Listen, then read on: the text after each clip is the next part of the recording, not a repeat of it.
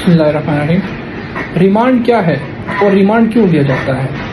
Remand کا مقصد یہ ہرگز نہیں ہے کہ پولیس جب کسی ایکیوزڈ کو اپنی کسٹڈی میں لیتی ہے اور وہ اس کو مار پیٹ کرتی ہے، تشدد کرتی ہے یا ٹارچر کرتی ہے۔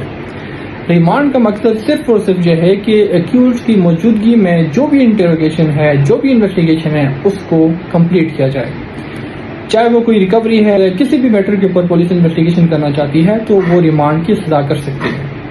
لیکن آج کل سوسائٹی میں ایک متھ بنی ہوئی ہے، ایک تصور پھیلایا گیا ہے کہ پولیس مار کٹائی کرتی ہے۔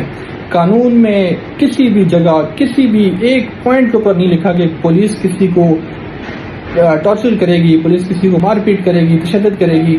اگر پولیس آپ کو مار پیٹ کرتی ہے تو آپ متعلقہ مجسٹریٹ کو میڈیکل کی اپلیکیشن دیں، آپ کے ایکیوز کا میڈیکل کرایا جائے۔ پولیس کا خدشہ ہے کہ پولیس اس کے اوپر ٹارچر کرے گی۔ اور فزیکل ریمانڈ کا مقصد یہ ہوتا ہے کہ ایکیوز کی جو کسٹڈی ہے وہ پولیس کو دی جاتی ہے for the purpose of investigation, for the purpose of interrogation, not for torture. اور